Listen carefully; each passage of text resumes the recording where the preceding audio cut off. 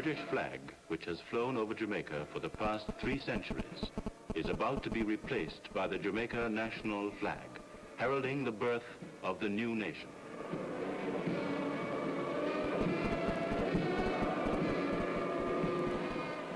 The lights go out.